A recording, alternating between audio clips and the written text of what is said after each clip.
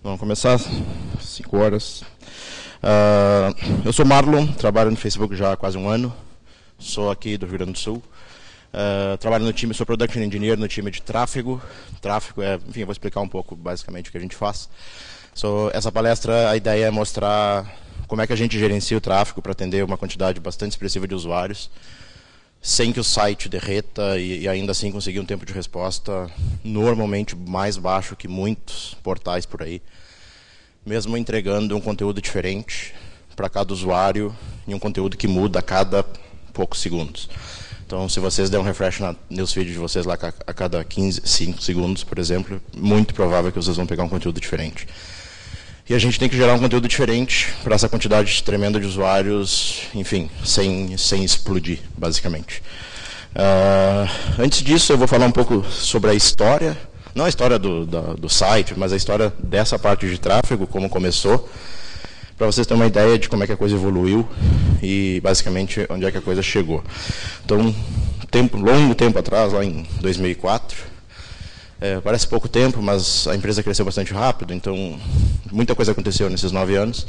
Tudo começou com um LAMP. Né? Para quem não sabe o que é LAMP, é uma arquitetura baseada em Linux, Apache, MySQL e PHP. E basicamente o site sobreviveu no início, lá nos primeiros meses, enfim, uma estrutura bastante semelhante. Né? E, enfim, só começou a crescer bastante rápido. Para quem trabalha com esse tipo de infraestrutura, sabe que um dos primeiros passos, quando a gente quer escalar algum site, do tipo, um servidor já não aguenta mais a carga, eu preciso adicionar um segundo servidor, como é que eu vou balancear eles? Então, geralmente a primeira medida que se toma é se usar DNS Round Robin, que é super simples de implementar. Acho que até hoje, em 2013, tem uma quantidade bastante grande de serviços web que utilizam mais de um servidor que ainda usam DNS Round Robin como meio de balanceamento. Lá atrás, em 2004, era super comum, não se tinha nada muito mais sofisticado que isso. Então, basicamente, o site tinha lá um bloco /24, lá de IPv4, e respondia meia dúzia aí de servidores. Só que, enfim, ninguém precisa ser muito inteligente para saber que isso não escala. Isso é extremamente perigoso, na verdade, porque se eu tenho um servidor 4 e o outro 5, e o 5 morre, se eu não tiver nenhum mecanismo de health checking para algum outro servidor assumir o IP do cara que morreu, eu vou criar um black hole na rede. Porque o DNS não sabe. Quando você consulta, eu quero www.facebook.com, ele vai responder, eu tenho essa lista de IPs aqui, e geralmente ele responde em forma de round robin, ou seja, a lista ela vai iterando a cada vez que eu respondo. Ou seja, se eu tenho 5 servidores e um morreu, eu tenho roughly 20% de chance de bater no servidor que está morto. Ou seja, grosseiramente, eu diria que eu vou perder praticamente 20% do meu tráfego. Ou seja, isso é impossível.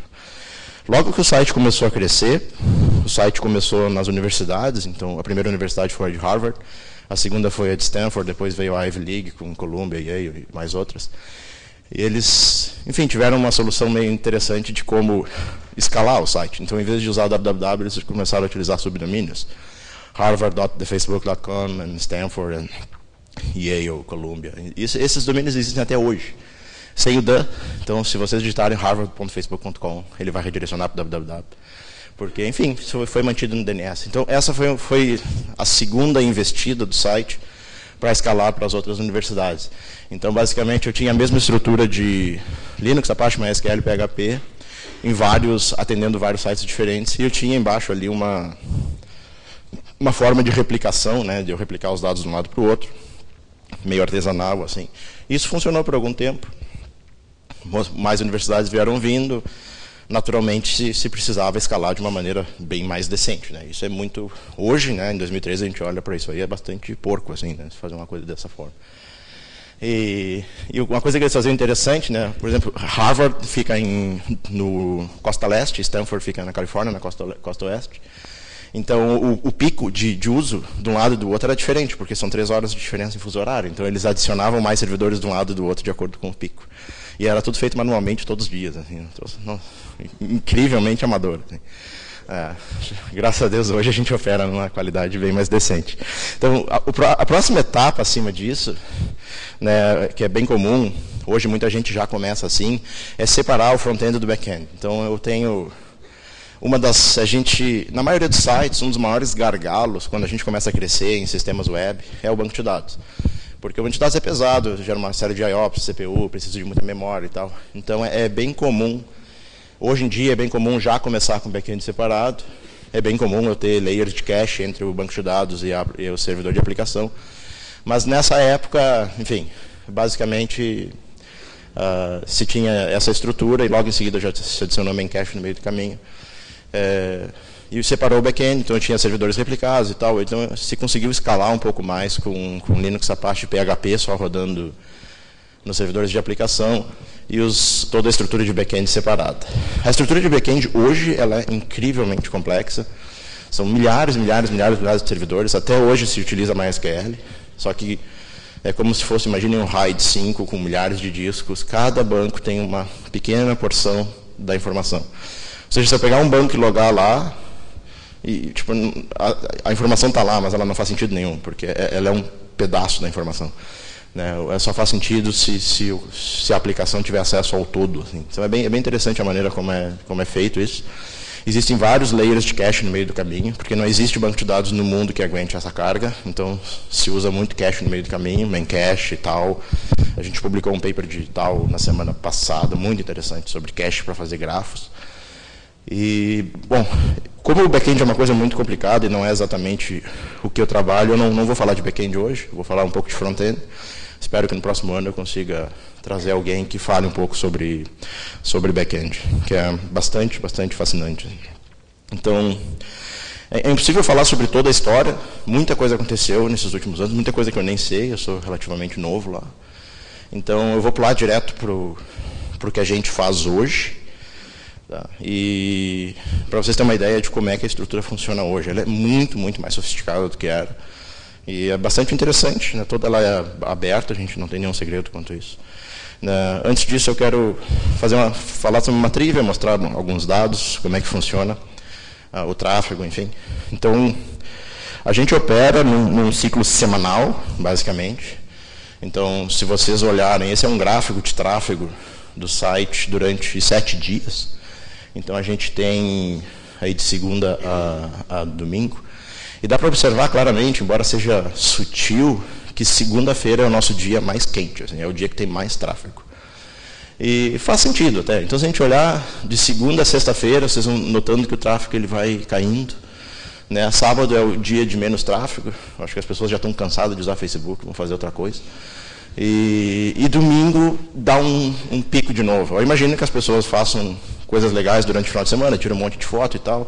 Chega domingo de noite, a gente tem um pico brutal. Assim, provavelmente é o nosso maior pico de upload de foto e vídeos. É gente mandando foto doidado.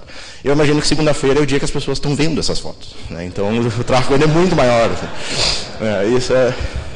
Enfim, a gente tem todas as teorias possíveis para olhar para esse gráfico. Assim, tem vários cientistas de dados trabalhando na empresa. E é interessante ver as interpretações antropológicas, blá, blá. Tem muito blá, blá, blá em cima disso, né? Sobre como é que eu interpreto isso. Né?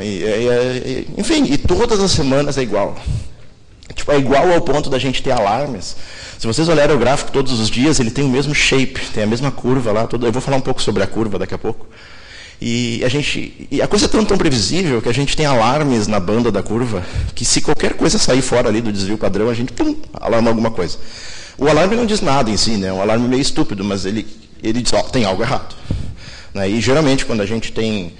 O nosso nível de disponibilidade é 99 ponto vários novos por cento, mas volta e meia acontece alguma merda, o site cai. Né?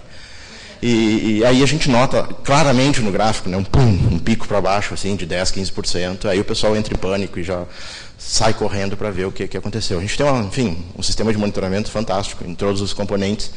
Mas uma das coisas que a gente monitora na frente é o tráfego, porque ele é muito previsível, então é fácil. Né? Então, a parte de cima do gráfico, lá o verde, é o gráfico da última semana, que foi esse gráfico que foi feito. O laranja é o gráfico da semana passada. Então, na verdade, ele varia ligeiramente de uma semana para outra, mas a curva, né, o perfil da curva, ele é sempre o mesmo. E embaixo é o ingresso, que é o tráfego que entra. que é bastante grande até. Muita gente acha que o nosso ingress ele é bem mais baixo que o egress. Ele, na verdade, é em torno de 40%, 50%, 40%, 50%, porque as pessoas fazem upload de muita coisa. Né? A gente recebe em torno de 240 milhões de fotos por dia, então isso é ingress, que é você fazendo upload e a dado entrando na nossa rede. Naturalmente, o tráfego de leitura ele é muito maior. Então, ele é, enfim, um pouquinho mais que o dobro. Então, se a gente pegar um dia separado desse aí e olhar, então a gente vê ali, isso é Pacific Time, né? o nosso horário lá na Califórnia. Então a gente tem uma subida muito grande de tráfego, 11 horas da manhã é o nosso peak start, ou seja, o pico começa a ficar muito alto. Aí depois dá uma caída, dá uma porrada de novo ali perto das 3 da tarde, que é o nosso pico mais alto.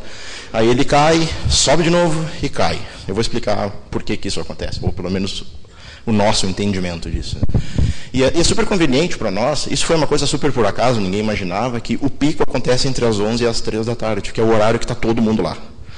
Então, geralmente, os grandes problemas acontecem, problemas de tráfego, eles acontecem quando o site está muito quente, ou seja, todos os clusters estão pesados, enfim, é onde os maiores problemas acontecem. Então, é legal, a maioria do pessoal chega para trabalhar em umas 10 da manhã, tem gente que chega meio-dia, mas, enfim, a maioria do pessoal chega em 9, 10 da manhã. E então é bem provável, o pessoal meio que acostumou já a trabalhar nesse horário, assim, na volta desse horário, é importante que todo mundo esteja na empresa durante o horário de pico. É difícil explicar isso sem eu mostrar, sem eu fazer um overlay disso contra um mapa. Esse mapa, eu adoro essa figura, é muito bonita. Se vocês olharem bem para esse mapa, ele não tem bordas, ele é só conexões. E dá para ver muito bem o shape do mundo em cima disso. Então, basicamente, esse gráfico, ele explica um pouco. Deixa eu ver se eu consigo botar um ponteiro de mouse para lá. Ó, aqui, muito bom. Basicamente, okay. Quando eu tenho essa primeira subida aqui, né, que é de manhã cedo para nós, seria no final da madrugada, ali no início da manhã, é quando o pico está por aqui, ó. Então, eu tenho aqui Japão, Coreia, Indonésia, Filipinas, Austrália, enfim. Então, eu começo a ter um pico bem, não pouco, assim, mas, enfim, relativamente baixo comparado com o resto do mundo, porque tem muita gente vivendo aqui. Eu não sei quantos milhões de habitantes tem aqui, mas tem bastante gente. Então, a gente vê que a coisa começa a dar uma acelerada maior aqui nessa parte do pico, é quando o pico está na Índia aqui. A gente tem, lá, 70 milhões de usuários aqui. E aí a coisa dá uma acelerada aqui, e aí a gente vê que a coisa dá uma certa acalmada, e aí a coisa meio que sobe de novo, é quando a Europa acorda. Então, nossa maior concentração de usuários está aqui, não sei quantos milhões, mas, sei lá, muitos milhões, todos milhões. E está por aqui, e é bem forte. A África do Sul aqui tem bastante, né, aqui de Johannesburg, Cape Town. Então, tem bastante gente aqui, Turquia, a gente vê bem forte aqui. Aí, o centro da Europa é muito, muito forte. Itália, Alemanha, Inglaterra. E aí, geralmente, é onde está aqui, nesse início da curva do pico. Aí a gente vê que dá uma caída aqui, que é curiosa, essa caída que acontece todos os dias. Mas ela faz sentido, porque se a gente olhar, a gente tem um oceano aqui. Supostamente não tem ninguém aqui. Agora, tem navio, a internet não chega lá. Assim, tem algumas ilhas ali. Só que o Oceano Atlântico ele é pequeno. Então, a gente dá uma caída e, logo em seguida, a Costa Leste e a América do Sul já acorda. A gente tem uma quantidade muito grande de usuários aqui no Brasil, embora não apareça no gráfico, porque o Brasil é muito concentrado aqui no Sudeste, no Sul, no Nordeste. Tem bem pouca gente aqui, com exceção de Manaus. E aí, então, quando o pico começa a chegar aqui, aqui a gente está o TC, né, que é o GMT, e aqui a gente está o TC-3.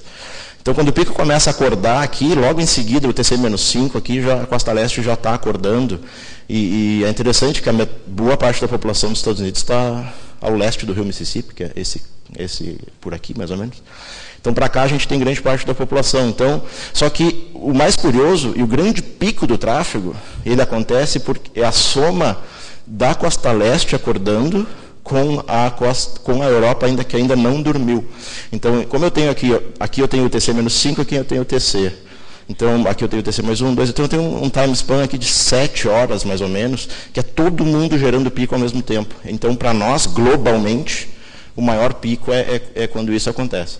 E aí a gente dá uma queda brutal. Essa queda brutal acontece quando a Europa vai dormir, boa parte da África aqui já dormiu, a Ásia já é de madrugada, e aí dá uma puxada de novo. Essa puxada de novo é a costa oeste. basicamente Califórnia, Centro-América, enfim, o pessoal que está mais para o oeste aqui, né, Peru, Venezuela, Colômbia, Equador, e um pouco do Havaí, que já está entrando em pico também. Por isso que a gente tem essa puxada de novo aqui, aí a coisa morre. Aí é óbvio saber por que morre, por causa do Oceano Pacífico, né, obviamente. Então, como tem gente no Oceano Pacífico, mas são pequenas ilhas, enfim, então a representação disso em termos numéricos é bastante pequena. Vamos olhar isso aí. Então, essa curva ela faz sentido. Essa curva, na verdade, ela é uma combinação de todos os fusos horários ao mesmo tempo. Então, se eu dividir o nosso pico por fuso horário, eu vou ter lá 24 curvas. A soma dessas curvas, né, a intersecção delas, que gera esse gráfico global. Se a gente olhar um gráfico separadamente, vamos pegar o do Brasil, por exemplo, traduzido já para o TC-3, que é o horário de Brasília, a gente vê que é o contrário. Então, a gente vê ali de madrugada, num período de 24 horas. Aqui, geralmente, de noite, eu tenho pouco tráfego, aí a coisa começa a subir.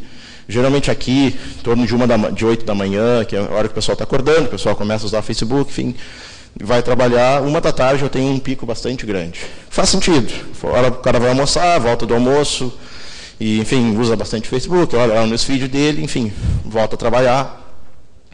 A coisa dá uma baixada, e aí no final do dia, aí a coisa é forte. Aí a gente tem vários gigabits de tráfego. E o Brasil é interessante, assim, o nosso pico, todos os dias no Brasil, ele é em torno de 10 da noite. No resto do mundo é às 7. Faz sentido, né? A gente vive mais tarde aqui, né? Porque, enfim, eu acho clima, temperatura, enfim, e o resto do mundo vive mais cedo. Na maioria dos países, o nosso pico aí é 6, 7 da noite, e aqui, particularmente, é 10. Normalmente, no verão, vai um pouco mais para frente, porque o pôr do sol é depois, né? Mais tarde. Mas, na regra, assim, na média, ao longo do ano, ela é às 10 da noite. Né? Que aí, enfim, o pessoal já está em casa, usa bastante, aí chega ali perto da meia-noite, 1 da manhã, a coisa cai bastante. Isso se repete todos os dias, assim, é o mesmo shape. E aí, se a gente olhar isso todos os dias da semana, a mesma coisa. Segunda-feira é mais alto, terça-feira vai caindo, aí domingo a coisa começa a subir de novo.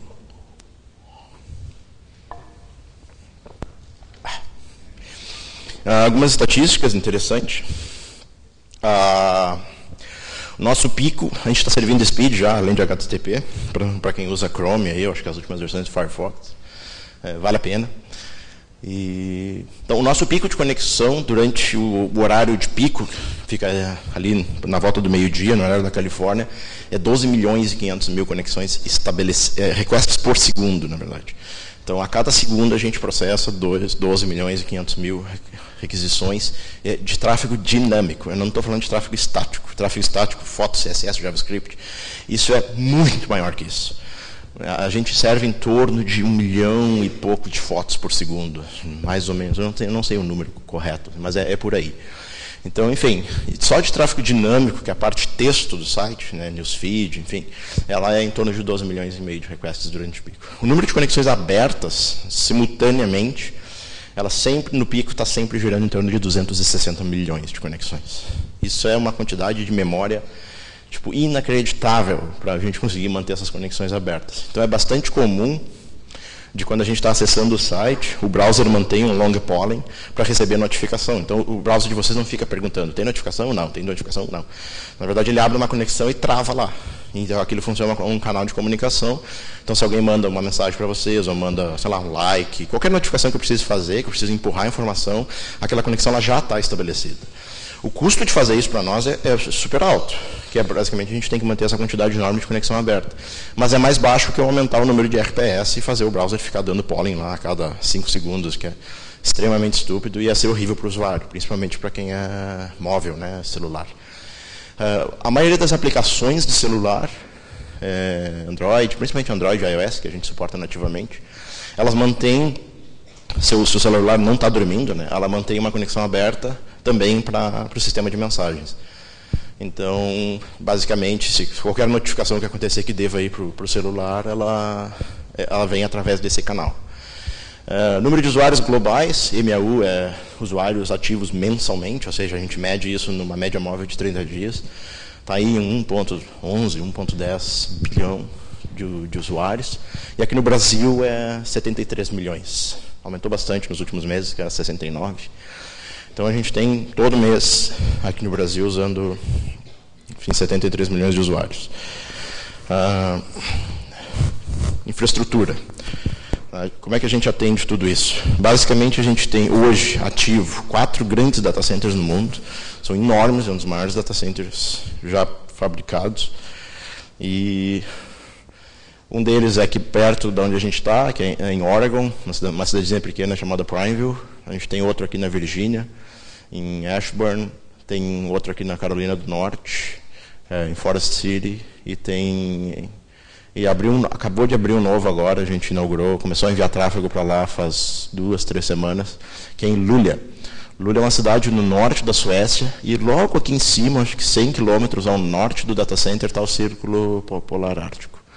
Esse data center é tão frio que a gente não tem ar-condicionado lá. A gente puxa ar da rua de graça, assim, é fantástico. Foi um projeto genial, assim, quando a empresa anunciou, nós vamos construir um data center no norte da Suécia. Eu falei, what the fuck? Uma coisa... Como assim? 30 graus abaixo de zero o ano todo, sabe? Tudo congelado, não tem nada lá. Não tem nada lá, mas, enfim, vale a pena, né? Porque, para quem não sabe, qualquer data center no mundo, em torno de 70% do custo operacional do data center é resfriamento. Que é uma coisa muito estúpida do ponto de vista energético, né? A gente gasta um computador em torno de 5% eficiente. Ou seja, 95% da energia que ele está gastando é para gerar calor. Então, na verdade, ele é um belo aquecedor que faz computação. Assim. Então você gasta 95% de energia para fazer calor. Aí você gasta mais um absurdo tremendo de energia para resfriar isso. Né? Tipo, não faz sentido. E não tem como a gente se livrar disso. É física, né? Não existe 100% de eficiência, é impossível. E os computadores são do jeito que são, eles aquecem horrores. Assim, se a gente não inventar uma nova tecnologia, não tem muito como se livrar disso. Então faz sentido, né? Não é só o Facebook que está lá, existem outras empresas com data centers grandes no norte do Canadá, enfim.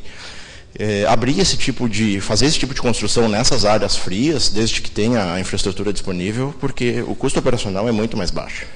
E além de desenvolver toda a região, que foi fantástico. A cidade, nossa, nos recebeu de braços abertos, assim, né? Pelo amor de Deus, um empreendimento grande aqui. E foi bacana, a gente fez a construção, durou 2 anos. Boa parte da construção foi feita durante a noite, porque durante o inverno nessa região é 23 horas e algo de noite. Agora eles têm 24 horas de sol, é fantástico, o sol quase nunca se põe. E o pessoal construiu lá, dia e noite, durante todo o inverno, 30 graus abaixo de zero, conseguiu fazer toda a construção. Nada existia lá, não tinha fibra ótica, tinha energia elétrica, tem várias hidrelétricas enormes na volta. E aí a energia toda ela é hidro, então isso é super legal, é super limpo. E o consumo de energia ele é muito mais baixo que os outros, justamente porque é bastante mais frio. Todo o design do data center é aberto, eu vou falar mais um pouco à frente sobre isso. Então, toda a especificação de como foi feito o sistema de refrigeração, puxando ar da rua, enfim, como é que isso foi não basta simplesmente puxar ar da rua e jogar nos servidores. Os servidores eles têm uma margem de temperatura que eles têm que operar em torno de 20 a 26 graus. Se eu for para baixo disso, eu queimo tudo, por estática. O ar fica muito frio, muito seco, e tudo começa a dar faísca e tudo queima.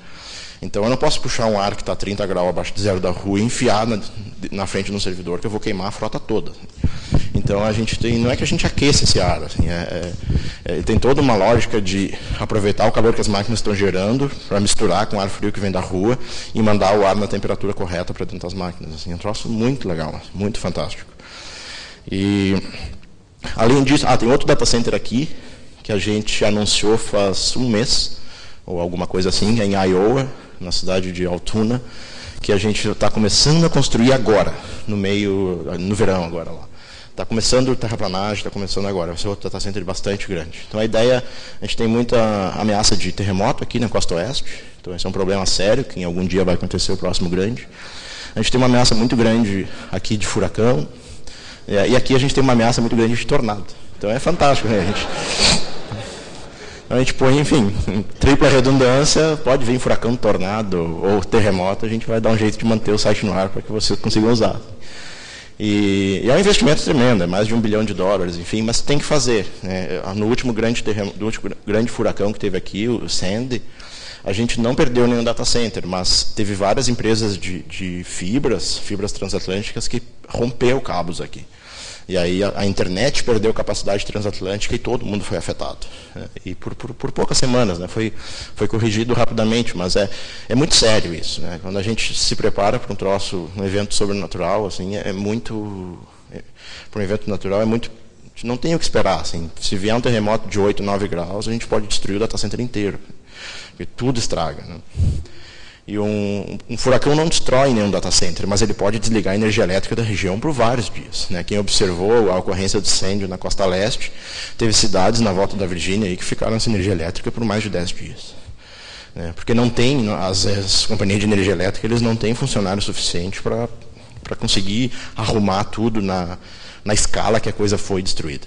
A gente não tem só data centers. Então, um outro projeto que a gente tem, eu vou falar depois mais especificamente sobre isso. A gente tem várias POPs, pontos de presença, chamamos também de Edge Locations, e distribuídos ao longo do mundo. Esse número está aumentando a cada mês. Então, a ideia, eu vou falar um pouco sobre POP, como é que funciona. São coisas bem menores. Só para terminar tráfego localmente, a gente abriu em janeiro agora o de São Paulo. Fica num data center bastante grande em Alphaville, na verdade. Aí tem vários, onde a gente tem mais tráfego, naturalmente tem mais. Na Europa tem vários, nos Estados Unidos tem vários. Tem uns na Ásia ali, mal dá para ver. Mas se a gente vê... Deixa eu ver meu mouse aqui. A gente tem um em Hong Kong, tem um na Singapura, Hong Kong, não, aqui Singapura, aqui Hong Kong e aqui Tóquio. E tá vindo outros. Conforme a gente for abrindo outros, eles vão ser anunciados. Então, basicamente, essa é a estrutura que a gente usa para conseguir responder essa quantidade muito grande de requests. Então, falar um pouco sobre como funciona um request e como é que a gente distribui ele ao longo do cluster. Então, imagine que a gente tem um usuário lá, Cebolinha, que ele quer entrar no site. A primeira interação, sempre em qualquer site, quando a gente vai entrar, é eu perguntar para o DNS qual é o IP daquele site. Então, quando vocês digitam no browser de vocês www.facebook.com ou qualquer outro site, vocês perguntam para o servidor de DNS do provedor de vocês, ou um 8888 Google, hey, qual é o IP, o endereço IP, seja IPv4, IPv6 desse site. Esse request, para nós, ele chega num balanceador, um DNS Load Balancer, que ele vai receber o request, ele vai fazer uma série de análises nesse request. Da onde está vindo esse request? Qual é o tipo de conectividade que eu tenho lá? Qual é o ASN atrás dele? Enfim. E ele devolve a resposta dizendo, o www para ti é esse IP aqui. Então, se eu fizer essa consulta em lugares diferentes do mundo, eu vou pegar uma resposta um pouco diferente. Eu vou falar mais sobre isso em seguida. Logo em seguida que eu tenho o IP, aí que de fato que o browser vai falar com a pilha TCP para de fato abrir a conexão no nosso caso, vai abrir a conexão com proxies de nível 7, onde eu mando lá, estabeleço uma conexão HTTP, SSL, blá, blá, blá, e dou um get, qualquer coisa lá, get barra. Então, toda a sessão em qualquer site, ela funciona assim. Né? Aí o load balancer, ele manda, de fato, para um servidor lá que está falando PHP, que vai responder isso. Basicamente, é como funciona. Então, a parte mais complicada, na verdade... Nosso primeiro layer de balanceamento, primeira camada de balanceamento é...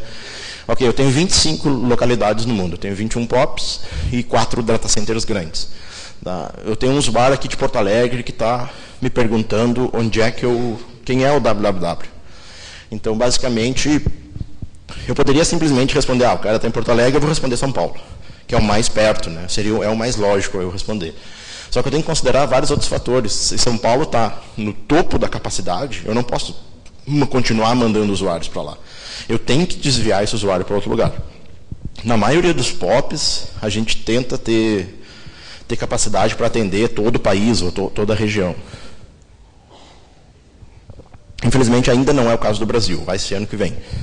Então, no Brasil, a gente tem capacidade para atender, sei lá, metade, 60%. Do tráfego do Brasil, e o resto a gente tem que transbordar para algum outro lugar. Então, se a gente olhar ali grosseiramente, o próximo lugar seria Miami, que é o mais perto. Então, é bem comum. Então, dependendo do horário do dia, se vocês der um host www.facebook.com, vocês vão pegar um IP que está em São Paulo.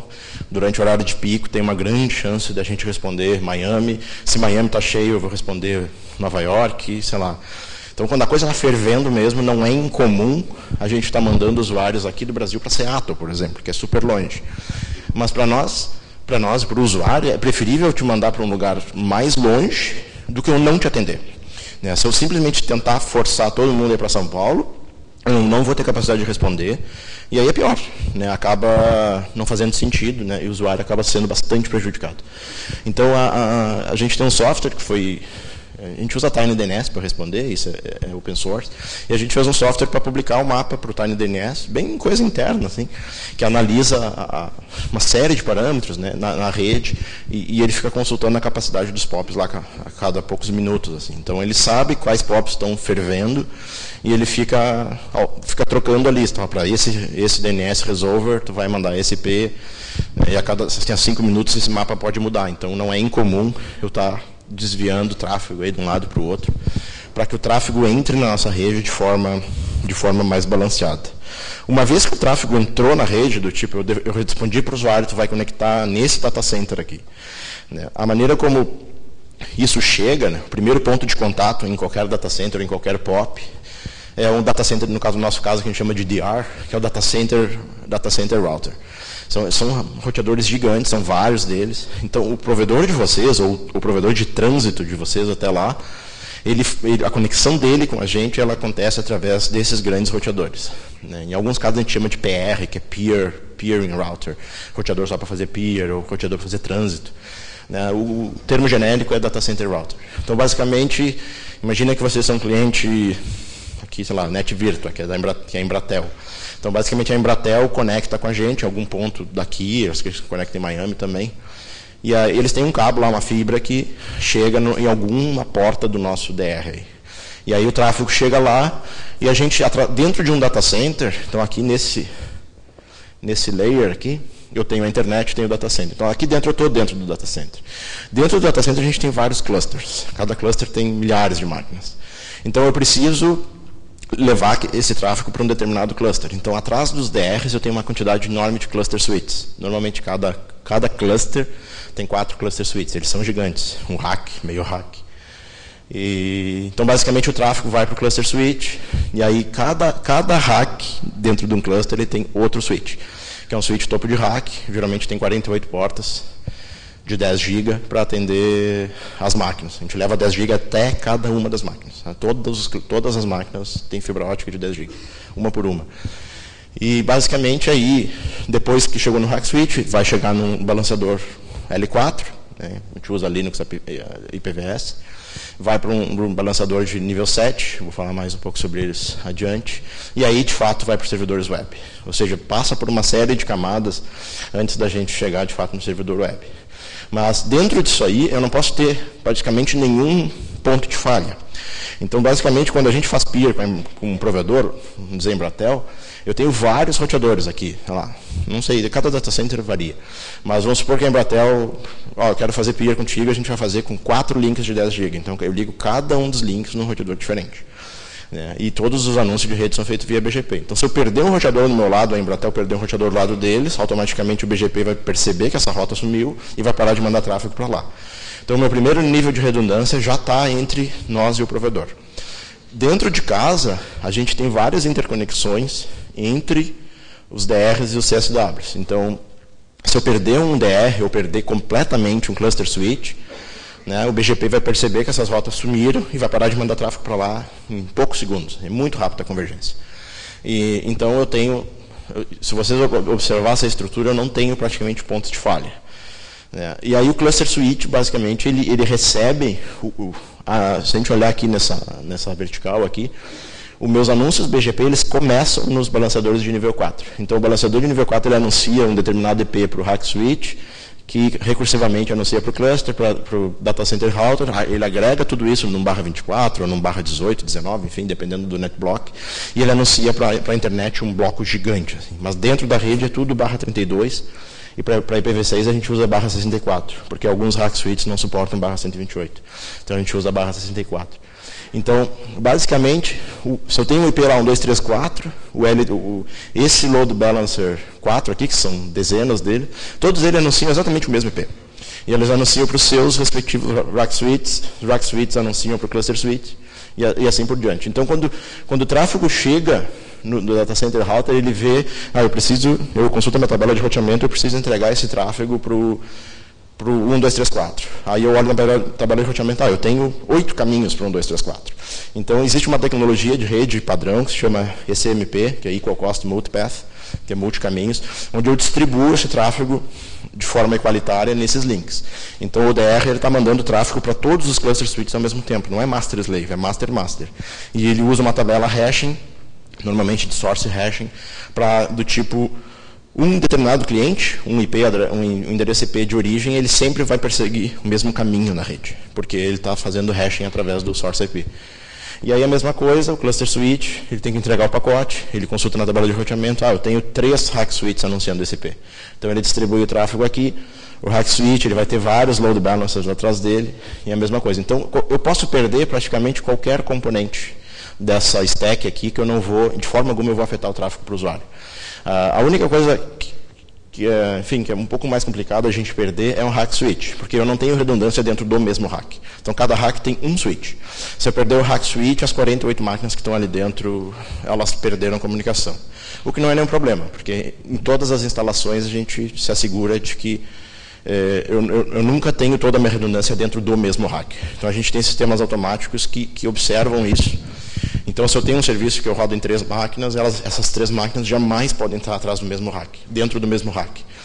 Porque elas dependem da mesma fonte de energia elétrica e elas dependem do mesmo rack switch. Se eu perder o rack switch, eu vou perder tudo. Então, basicamente, todos os serviços eles rodam basicamente 100 pontos de falha.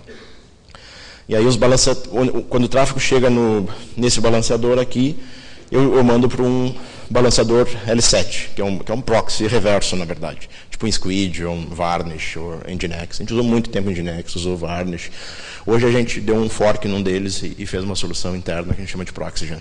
Então, basicamente, quando a gente está conectado no site, a gente está falando em vez de a gente falar com um servidor web, na verdade a gente está estabelecendo uma conexão SSL com o proxy, na verdade.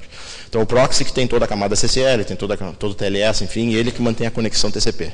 Então, o proxy fala com servidores web de uma forma super otimizada e sem HTTPS, sem criptografia, porque já está dentro de casa, então a gente já não tem mais o risco de alguém estar sniffando o link. Em termos de magnitude, a gente tem, no primeiro nível lá, com os L4 Load Balancers, que são usando a IPVS, são bem poucos, normalmente por cluster. A gente tem lá menos de 10, alguns mais de 10, geralmente bem poucos. Né? Para quem conhece um pouco de BGP, a gente sabe que BGP e CMP, a gente tem um limite aí de em torno de 16 multipaths por rota. Então, normalmente a gente tenta respeitar esse limite. A gente não passa de 16 load balancers, L4 load balancers por cluster. Já dos L7, eles são muito mais complexos, porque como eles estabelecem a conexão e eles fazem SSL, SSL é uma coisa bastante pesada, a gente tem vários. Geralmente por cluster a gente vai ter aí, ou na base de dezenas, dependendo do tamanho do cluster, tem cluster de vários tamanhos diferentes, ou na base das centenas, aí 150, 200 por cluster. Servidor web, aí, gente, é muita coisa. Milhares ao ponto de eu poder rolar essa página aí umas 10 vezes. Assim, é muita máquina, milhares de máquinas.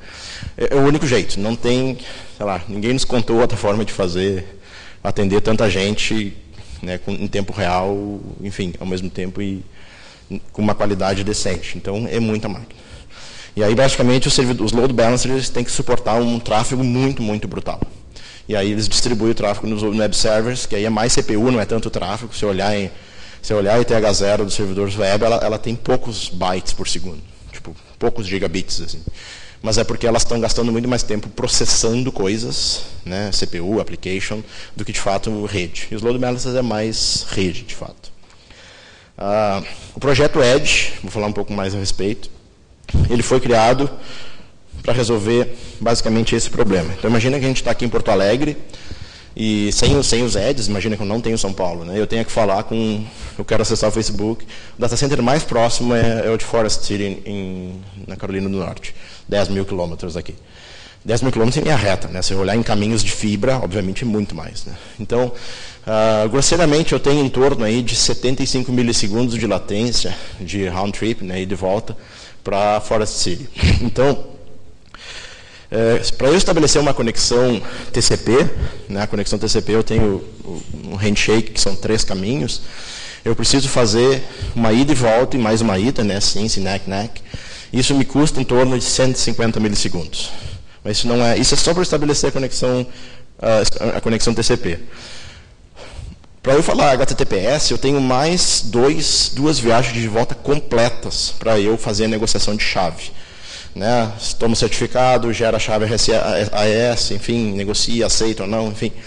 Isso, só aí eu já estou com 450 milissegundos. Então eu já gastei meio segundo para não fazer nada, só para estabelecer uma conexão. A partir daí, quando eu tiver com a conexão estabelecida, que de fato eu consigo mandar um get barra, get qualquer coisa para o servidor. Aí eu já estou em torno de 600 milissegundos. Isso eu não estou considerando o tempo da aplicação, obviamente, que é muito alto. Mais um segundo, pelo menos, ou um pouco menos. Então, se eu for olhar na stack toda, eu estou gastando aí 600 milissegundos simplesmente em rede, né, para estabelecer conexão e conseguir, de fato, buscar algum conteúdo de um servidor web. Existem outras latências no caminho, que, enfim, é difícil abrir tudo, explicar tudo, porque é muito complexo. Então, quando a gente começou o projeto de Edge, há uns 2 anos atrás, a ideia é o seguinte: o que a gente consegue colocar mais perto dos usuários que seja algo factível? Eu não posso chegar com 20 mil máquinas e botar em cada país, é uma coisa extremamente cara e nenhum data center tem espaço para isso. Não tem como chegar num data center e dizer, ei, tu tem espaço para enfiar 10 mil máquinas aí dentro? Os caras, tu está louco? Não faz sentido. Então a gente precisa de alguma coisa que seja factível. Então, basicamente, o modelo que se montou. Então, eu vou chegar num data center em várias partes do mundo, eu chego com um rack, esse rack vai ter um switch topo de rack, que é um roteador, nível 3, e ele vai ter tipo, uns 2 balanceadores de nível 4, mais por redundância, não é que eu preciso de 2, e uns 20 servidores fazendo proxy, fazendo TCP, SSL, enfim, e eu não vou ter servidor web. Então, basicamente, eu vou fechar a conexão localmente e eu vou fazer proxy desse tráfego para trás. Então, como é que fica a figura? A figura fica um pouco diferente. Então, imagina que eu tenho Porto Alegre, a gente usa códigos de aeroporto para os POPs, e aqui no Brasil a gente usa GRU, que é o de Guarulhos. Então, imagina que eu tenho Porto Alegre, São Paulo, e aí São Paulo fala com Forest City. Então, a minha latência daqui para São Paulo é em torno de 15 milissegundos. Então, a coisa fica bem mais interessante quando eu vou estabelecer uma conexão. Então, basicamente, eu tenho toda a conexão estabelecida em torno de 90 milissegundos, né, tanto TCP quanto SSL. Né, antes era 450, uma diferença muito, muito brutal. E aí, basicamente, eu tenho a requisição, de fato, ela vai custar mais ou menos o mesmo que ela custava, porque eu não tenho servidor web no POP, então eu tenho que fazer proxy de volta disso. A grande diferença é que, na parte direita ali, entre o POP e o data center, eu já tenho um pool gigante de conexões pré-estabelecidas. Todo o backbone é nosso, a gente não usa a rede de ninguém, né, por segurança. Então, todo o backbone é do próprio Facebook, entre os POPs e os data centers. Então, a gente tem vários links de 10 gigas interconectando esse backhaul e fazendo o backhaul. Então, basicamente, eu consigo otimizar isso do jeito que eu bem entendo. Né? Como eu não tenho roteadores de operadora no meio do caminho, eu não preciso depender da maneira como eles operam a rede deles. Então, eu tenho uma série de nossos TCP Window Initial Size, que normalmente é 10 pacotes. O nosso pode ser 500. Né? Como a gente controla os dois lados e perda de pacote é praticamente 0, a gente consegue fazer vários tweaks, né, na parte de conexão, enfim, para acelerar a coisa de uma forma muito agressiva. E aí funciona super bem. Então, basicamente, se a gente olhar, antes a gente tinha aí 600 milissegundos para estabelecer uma conexão e conseguir, de fato, uma resposta, sem considerar tempo de aplicação. Com o projeto Edge, a gente consegue aí em torno de 240 milissegundos. Isso, para nós, a gente tinha noção matemática aí de o quanto isso seria benéfico para o usuário, mas a gente começou a ter os dados conforme a gente foi implementando. E aí foi isso super fantástico. Assim, nos primeiros POPs que a gente implementou, o pessoal já ficou muito feliz. Assim. Nossa, a gente não imaginava que o resultado fosse tão grande. Assim. E é super caro, né? A gente paga aluguel de data center, trânsito internacional, é extremamente caro, mas vale a pena, porque a experiência do usuário melhora significativamente. Então, aqui no Brasil, alguns provedores já estão usando o POP de São Paulo. É difícil para o usuário perceber, assim, do tipo, está muito mais rápido. Mas a responsividade fica mais rápida. Né? Não é que mude a banda, a quantidade de banda é a mesma. A diferença é que fica muito mais responsivo.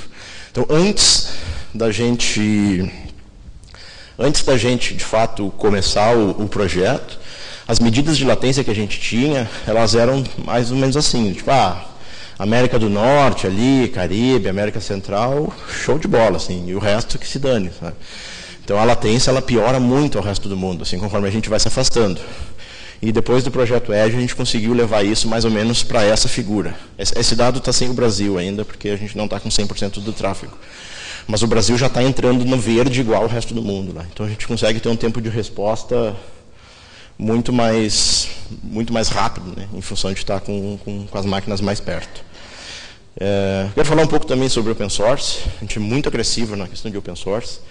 A gente tem vários projetos que nasceram dentro do Facebook e hoje são super famosos aí fora. Né? Alguns deles eu nem fazia ideia que existia, mas alguns deles eu sei e posso falar sobre. MySQL é super contribuidor disso. O Fabricator é um software livre, tem esse site aqui que tem todos eles e link para eles. Então todos os nossos códigos, tudo que a gente faz de código, a gente pega review com algum colega e a gente só pode commitar código para um repositório se a gente tiver review de algum colega. Então todo o workflow, o fluxo de trabalho de código, enfim, é feito pelo Fabricator. A gente usa isso massivamente todos os dias, é muito legal. A gente o código foi aberto há muito tempo atrás. O que mais aqui que eu lembro? XHP foi uma maneira de ter templates super performáticos para PHP, é bacana. O Apache, Hive, Cassandra, que é uma atividade no NoSQL, nasceu dentro do Facebook, muito utilizado hoje. Hip Hop é um dos projetos mais importantes que a gente mantém. Basicamente, o site foi feito em PHP, e PHP não escala, né? Quem sabe, PHP é mais desgraça para escalabilidade. E na época que isso começou a virar realmente o problema, o pessoal do tipo, a gente tem milhões de linhas de códigos. O que é mais fácil? Reescrever todo o site em outra linguagem ou reescrever a linguagem. Então o pessoal reescreveu a linguagem, né, o interpretador. Nossa, quando propuseram isso, vocês são loucos, né? Tipo, como é que vocês vão fazer isso? E fizeram. E foi muito legal, porque isso foi lançado há vários anos já. E basicamente a linguagem que a gente usa hoje no front-end é PHP, mas não é que a gente use PHP.NET interpretador para interpretar. A interpretação toda ela é feita hoje com hip hop. E é muito massa, a gente tem em torno de 5, 6 vezes a mais de performance usando hip hop do que usando PHP natural. E é um projeto muito legal, tem vários outros sites usando também. E isso é só de front-end. Na verdade, o back-end, ele opera, a maioria dele é todo em C++. Então, o site, na verdade, ele só monta o site, ele não calcula coisas muito pesadas. Isso é feito pelo back-end. Scribe é um sistema de log altamente distribuído. A gente loga em torno de alguns vários gigabytes por segundo, de forma centralizada, o Scribe que faz isso. Toda a nossa intercomunicação de processo é feita com Thrift, que é um projeto Apache também, que é muito legal. É uma maneira de fazer RPC sem usar XML. XML é uma coisa quase proibida dentro da empresa, porque o overhead é extremamente alto. Para eu mandar um byte de payload no XML, eu geralmente mando 500 bytes de um lado para o outro. E vários outros projetos, enfim, que eu não trabalho muito no dia a dia. A gente faz contribuições muito fortes para projetos que não nasceram dentro de casa. Um dos mais fortes é o Hadoop, para fazer data warehouse e análise de jobs MapReduce. HBase, Chef, a gente usa muito Chef para configuração de máquina, é bem legal para distribuição de configuração. Mercurial, Git, de malloc para gerenciamento de memória, Memcache, MySQL, Varnish como cache. Tem um projeto fantástico que foi lançado alguns anos atrás. Faz alguns anos já que a gente não compra mais servidor de ninguém, a gente faz os próprios servidores. E toda a especificação do servidor ela é aberta. E já várias outras empresas já juntaram esse projeto. E esse projeto nasceu como servidor. Então, os nossos servidores eles fazem precisamente o que a gente quer que eles façam. Eles são feios, não tem gabinete bonitinho, LEDzinho piscando, não tem nada disso. O gabinete é aberto, tu olha ele pela frente, é um buraco, assim. Mas facilita muito para temperatura, fluxo de ar. Então, eles são super robustos, 2 processadores, 100 e tantos GB de memória, mas a ideia é que eles sejam simples e baratos. É impossível uma empresa competir nesse nível de preço. E logo em seguida a gente lançou o projeto de storage. Então, todo o armazenamento de dados, enfim, fotos, vídeos, elas são salvos em storage fabricados dentro de casa. Não é storage grande, que nem a gente vê aí, SAN. São máquinas normais, muitas máquinas, cada uma delas com alguns terabytes de armazenamento, operando de forma, enfim, sincronizada por por software. Assim. Isso já tem vários projetos livres fazendo isso. A gente anunciou agora, faz algumas semanas, a gente vai começar a construir um switch topo de rack, aberto, né, todo hardware e software livre, basicamente para rodar qualquer software. Então a gente vai construir de forma separada, a gente vai lançar a especificação do hardware e a especificação do software de forma separada. A ideia é de que você possa rodar o seu switch rodando o seu próprio sistema operacional. Eu quero rodar Linux, BSD ou qualquer outra coisa que fale com o hardware que está ali, que tenha driver, vai ser suportado. E todos os data centers, os que a gente construiu do zero, toda a especificação é aberta, né? Tudo, né? Desde a construção, o tipo de material utilizado, como é que é feito a distribuição de energia, etc. Esse projeto é muito legal, vale a pena perder um tempo e dar uma olhada. Tem várias empresas contribuindo, a gente fundou o projeto, mas hoje a aceitação é muito grande, tem várias outras empresas contribuindo.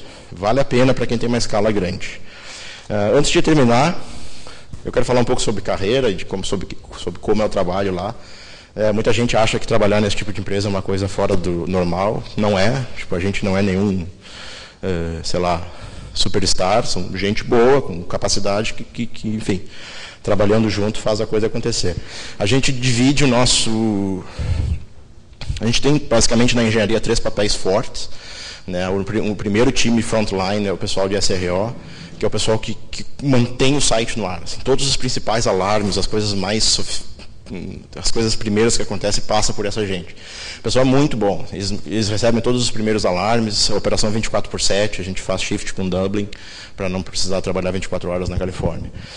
Aí, por cada serviço ou produto, a gente tem um cargo de Production Engineer, que é o meu cargo, e a gente tem cargos de Software Engineer. Basicamente, Software Engineer desenvolve código, né, desenvolve as aplicações, enfim, mas não se preocupa muito com a coisa em produção. E o Production Engineer é o meio do caminho. Então, a gente faz todos os deploys, mantém a coisa funcionando.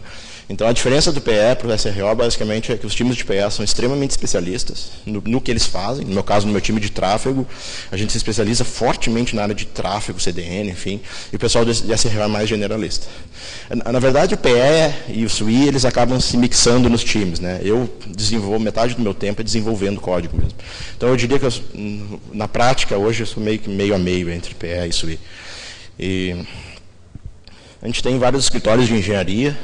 Infelizmente, no Brasil ainda não tem nada. A gente tem escritório aqui em São Paulo, mas é de negócios. A sede mundial é em Menlo Park, que é onde eu trabalho, onde eu moro. A gente tem Seattle, tem Nova York, e fora a gente tem Dublin e Londres, na Inglaterra, também como escritórios de engenharia. A gente tem vagas abertas sempre, então a gente tem oportunidades para enfim, funcionário normal, full time. Né? É muito interessante, quando a gente começa, a gente faz um bootcamp. Quando eu fui contratado, eu não sabia para que time eu ia, nem eles sabiam, na verdade, a gente pode escolher, a gente fica 6 semanas se inteirando pela empresa, fazendo tarefas em vários times diferentes, e aí a gente escolhe o que fazer. Eu já estava trabalhando com rede há uns 15 anos, então eu sempre gostei dessa parte, então eu acabei caindo em tráfego, porque eu quis, assim, aí tinha vaga, eu entrei. Basicamente, uma das coisas que mais fascina todo mundo é a possibilidade de a gente resolver problemas numa escala, meu Deus, assim, muito massiva. Então, tudo que eu gostava de fazer com script, R5 para cá, copia dados, eu cheguei lá, tipo, uma das primeiras tarefas, a gente tem que atualizar kernel nessas máquinas aqui. Ok, quantas máquinas? 4.000. Sabe? Do tipo, porra. Do tipo, ok, o site não pode sair do ar. Ou seja, não existe manutenção programada. Sabe? Tudo tem que estar no ar o tempo todo. Ou seja, eu não posso rebootar 4.000 máquinas ao mesmo tempo, porque senão eu tiro o site do ar. Então, todo reboot tem que ser programado, eu tenho que esperar as máquinas voltar para rebootar as próximas. Então, foi uma coordenação brutal. Assim, foi uma das minhas primeiras tasks, que foi maluca, assim. A cultura é super de startup, a empresa move super rápida, trabalha com gente muito, muito inteligente na volta. Isso é bastante legal. E a coisa que mais me fascina é trabalhar com gente do mundo inteiro, sabe? E isso é, praticamente qualquer reunião que eu vou tem gente pelo menos de 5 países. Assim. A gente tem muita oportunidade legal para estágio. E são 12 semanas, então a gente pega gente do mundo todo. Né? Se alguém estiver interessado, fale comigo, eu vou estar aí no evento mais nos próximos dias. E é bem legal, assim, o pessoal fica 12 semanas lá, na imersão profunda, e volta, e é bem provável que vai ser contratado depois. Né? De valores, eu vou passar bem rápido, porque eu esgotei meu tempo. Basicamente, a empresa anda rápido, né, mesmo sendo uma empresa já grande, 4 mil funcionários, 5 mil, anda muito rápido, né? Nos primeiros meses foi meio difícil pegar o ritmo, depois a gente pega. Os times são todos pequenos, para vocês terem uma ideia, o meu time todo tem 20 e poucas pessoas, vai chegar em 30 até o final do ano, e a gente praticamente mantém todo o tráfego.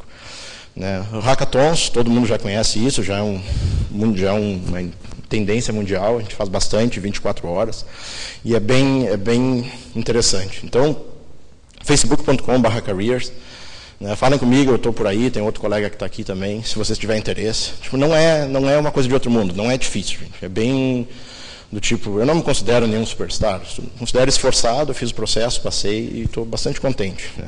Vou ficar alguns anos, talvez voltar ou não, não sei, mas vale a pena a experiência. Bom, eu estou com o tempo totalmente esgotado, mas eu estou por aqui, né, eu vou ficar no evento nos próximos 2 dias. Eu queria agradecer a quem votou na palestra e aprovou, e agradecer a todos que participaram. Eu estou ali fora, daqui a pouco a gente pode continuar conversando. Obrigado.